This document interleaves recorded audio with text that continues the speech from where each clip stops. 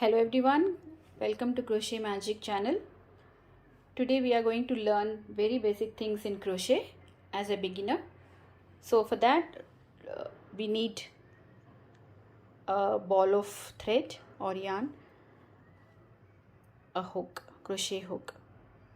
Now it depends on whether the yarn is thick or thin that we select the crochet hook. Here I am taking a little thicker yarn because it will be easy for you to learn crochet as a beginner if you are using a thicker yarn like this. This is a cotton one and this is the wool. So I suggest you to start with wool because it is much easier to learn with wool than a cotton one, right? Okay. And then the first question that I get to know from many of the beginners is they find it very difficult to hold the crochet hook and then to hold the yarn. That means there are two different things that they find it difficult. One is how to hold the yarn and the second one is how to hold the crochet hook. So first I am going to tell you how to hold the hook. Now when you are using a spoon to eat, either you eat it this way,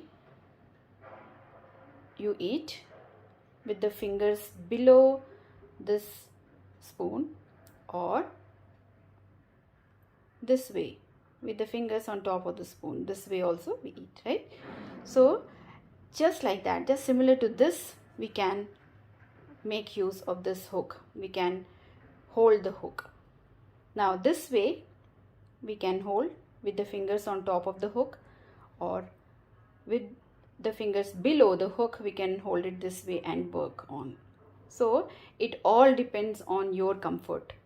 Whichever way you find it very convenient while you are working with crochet, it's better that you follow it. And you would get to know by using both the types in the beginning. So whichever makes you work faster, it's always better that you follow that way.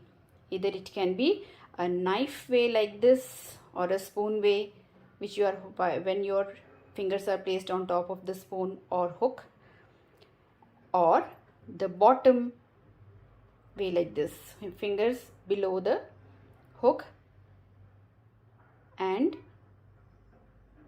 so that's how the second way is. Okay, so you can select the way which you find it easier to crochet your yarn.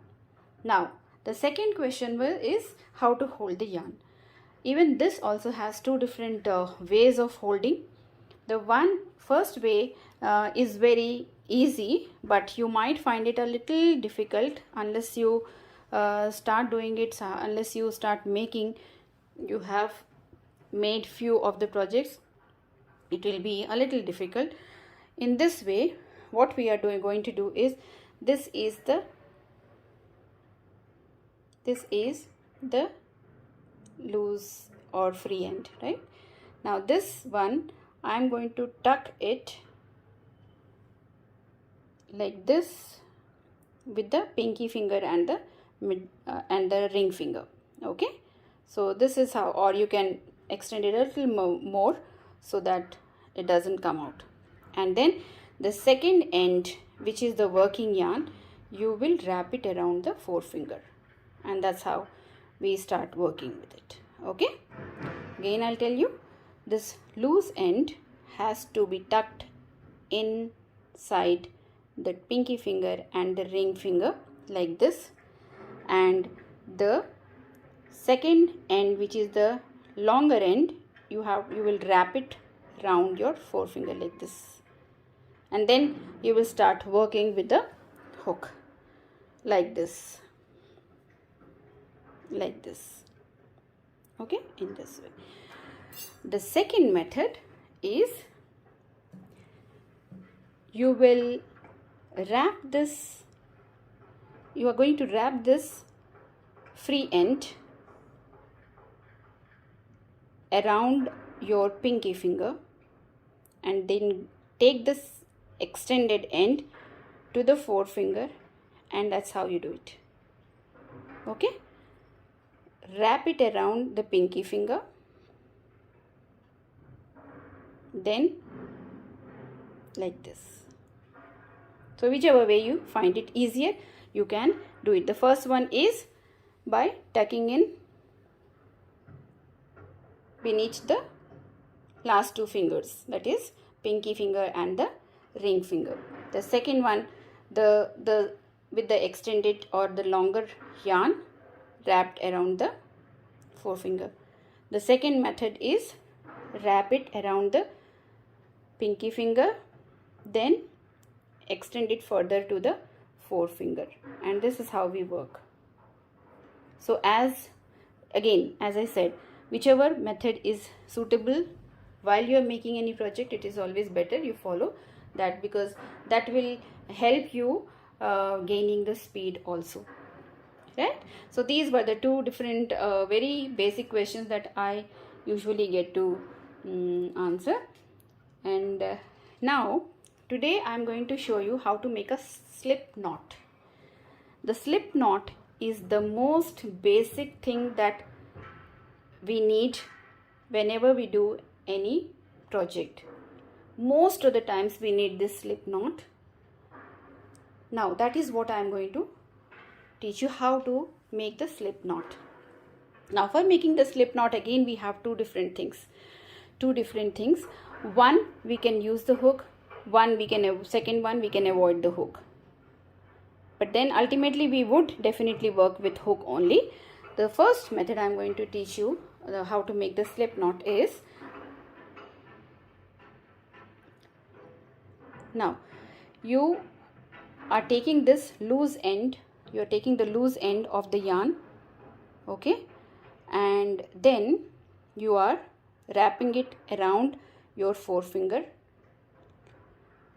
Take the loose end of the yarn, the longer, you have to leave a long tail, then from here wrap it around your forefinger like this, make a cross like this, okay, and then by pressing the cross you will remove it from the forefinger, and then the longer yarn which you are going to use to work, this has to be taken out from below through this ring that you have just formed, and then tighten this. So this is what we call it as a slip knot. Okay, this is a slip knot. And so this is the first method. How do, again I am repeating, take the loose end of the yarn a little longer, leave a tail, wrap it around the forefinger, make a cross mark like this, and then remove the yarn from the forefinger by holding the cross with your thumb and forefinger. Insert or bring out the long end from the back part of the ring, and then pull this tail end yarn like this. Now this is how we make the slip knot. This is what the slip knot is. This is a slip knot. So first method. Second method, as I said, that we can use the hook. Now I take the loose end of the yarn, and again in a similar way I am going to wrap it around my forefinger, put a cross, then take the hook. It is easier once you start knowing how to do it, and bring the longer thread through the loop, and this is the loop that you have, okay, and this is the slip knot that you have made just now. This is the knot. So, and here while making the project we tighten this by pulling the long thread. Now this is what you have, okay. Again I'll repeat this. The second step, take the loose end of the yarn. This is known as the non-working yarn, and this part which is longer and which actually has the ball also, with this we work. So this is known as working yarn. So take a little longer non-working yarn end and then wrap it around your forefinger. With the working yarn you have to wrap, and then make this cross mark, and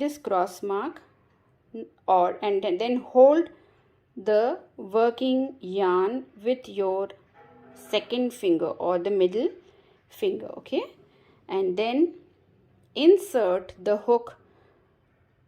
See here, insert the hook through this yarn, through this part, okay, and then you are supposed to bring this working yarn into the circle.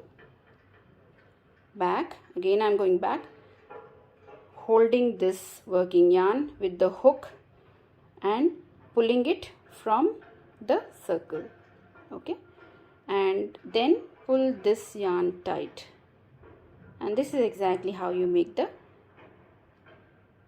slip knot with the hook. Okay, it's more or less the same, but then here you are making it easier by inserting the hook and pulling the yarn through the loop. So this is how we make the slip knot. So I hope that I could teach you how to make the slip knot well, with the hope that you please do practice, and we will meet again tomorrow with another new thing in crochet.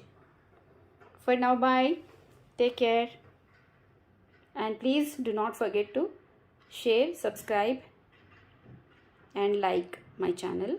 Thank you.